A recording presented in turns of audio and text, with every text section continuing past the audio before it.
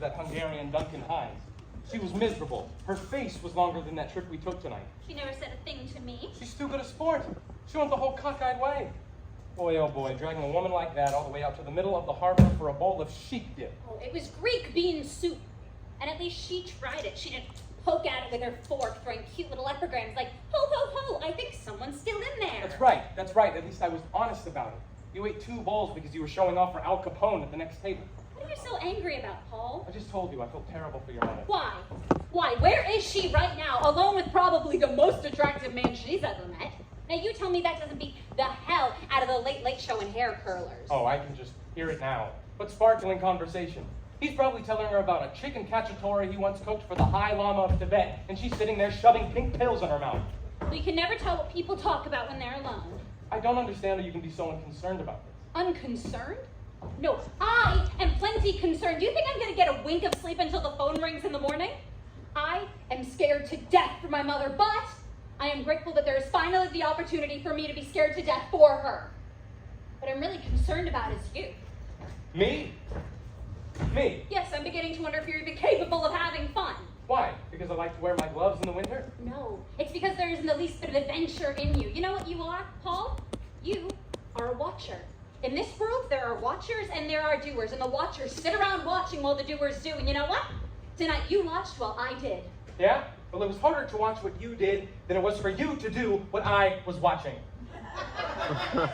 You can't let your hair down for even a minute. You couldn't even relax for one night. You know, Paul, sometimes you act like such a... What? A stuffed shirt? I didn't say that. That's what you're implying. That's what you're anticipating, but I did not say you were a stuffed shirt. For you are extremely proper and dignified. I'm proper and dignified? When? When was I proper and dignified? All right. The other week at Delfino's, you were drunk, right? Right, I was stoned. There you are. I didn't know until you told me the next morning. You know what? You're a funny kind of drunk, Paul. You just sit there looking sad and watching your coat. I was watching my coat because I saw someone else watching my coat.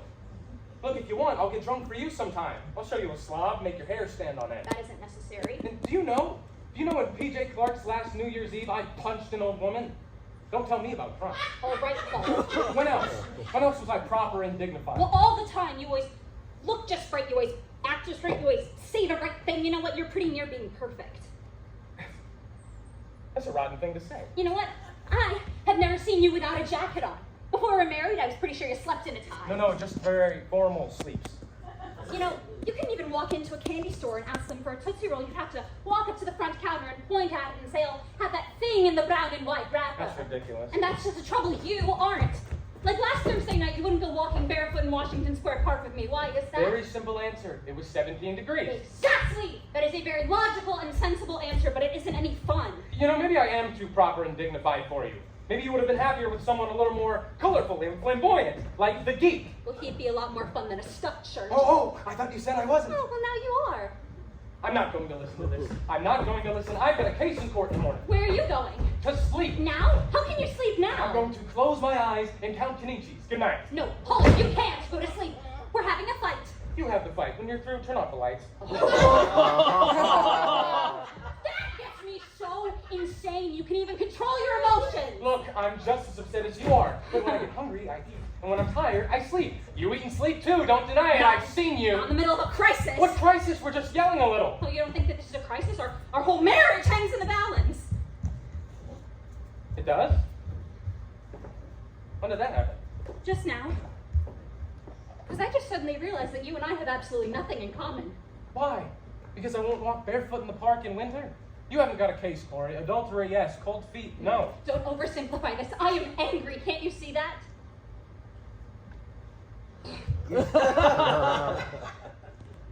Corie, it's 2:15. If I can fall asleep in about half an hour, I'll get about 5 hours sleep. I'll call you from court tomorrow and we can fight over the phone. No, you are going to stay here and you're going to fight for our marriage. If our marriage hinges on breathing fish balls and poof-a-poo pie, it is not worth saving. I'm now going to crawl into our tiny little single bed. If you care to join me, we will be sleeping from left to right tonight. You won't even discuss it. You're afraid to discuss it. I married a coward! Corie, would you bring in a pail? The closet's dripping. Oh, I hate you. I hate you. I really, really hate you. Corie, there's one thing I learned in court. Be careful when you're tired and angry. You might say something you'll soon regret. I am now tired and angry. And a coward. And I will now say something I'll soon regret. Okay, Corie, maybe you're right. Maybe we have nothing in common. Maybe we rushed into this marriage a little too fast. Maybe love isn't enough. Maybe two people should have to take more than a blood test. Maybe they should be checked for common sense, understanding, and emotional maturity. Why didn't you get that passed through the Supreme Court, huh? Only couples bearing a letter from their psychiatrist said they're well-adjusted people should be allowed to be married. You're impossible. You're unbearable. You belong in a nursery school. It's a lot more fun than the home for fuddy-duddies. All right, Corie, let's Hey, not... don't touch me. Don't you touch me. Oh, I can't hear you ever again. Oh, wait a minute, Corie. No. I can't even look at you. I can't even be in the same room as you. Why? I can't, not when you feel the way you When I feel. What way? The way that you feel about me. Corie, you're hysterical. I am not hysterical! I know exactly what I am saying, and it is no good between us, Paul. It never will be again. Holy cow. Sorry. I'm sorry, I don't want to cry. Oh, for Pete's sake, cry. Go ahead and cry. Don't you tell me when to cry. I am going to cry when I want to cry, and I'm not going to have my cry until you are out of this apartment. What do you mean, out of this apartment? Well, you don't think we're going to live together, do you? Not after tonight. Are you serious? Of course I'm serious. I want a divorce. A divorce? What? I'm sorry, Paul. I can't talk anymore about it. Good night. Where are you going? To bed. You can't. Not now. Why? You did. That was in the middle of a fight. This is in the middle of a divorce. Paul, I can't talk to you when you're hysterical. Good night. What are you doing here? I don't know why you want a divorce. I just told you. It's because you and I have nothing in common. What about those 6 days at the plaza? 6 days does not a week make. What does that mean? I don't know what it means. I just want a divorce. I think you really mean it. I do. You mean that every time we have a little fight, you're going to want a divorce? There won't be any more little fights, Paul. This is the end. Good night.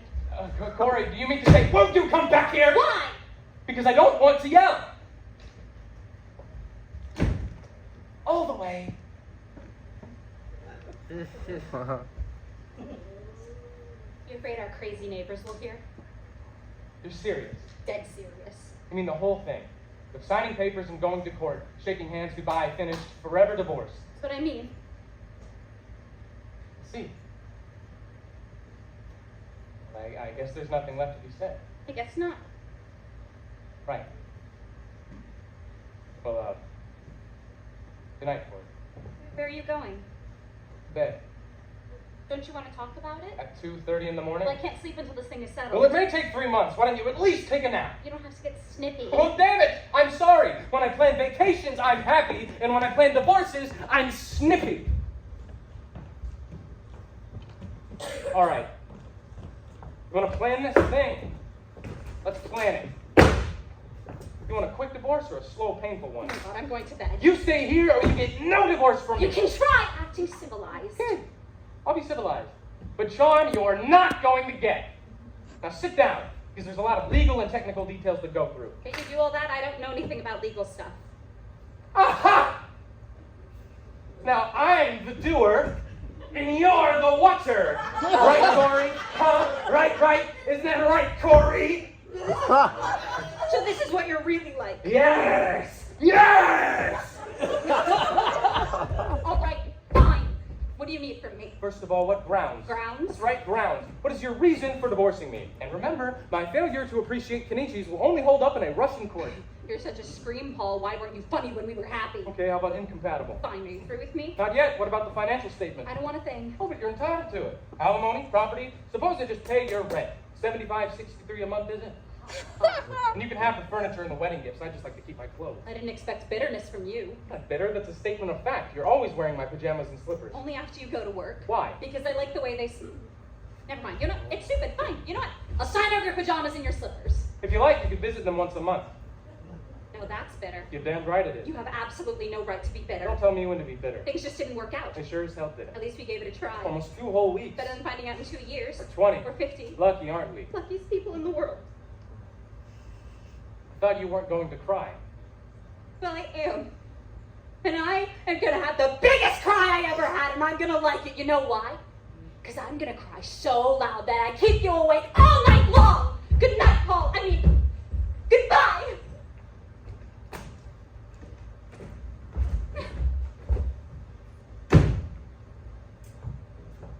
All night long!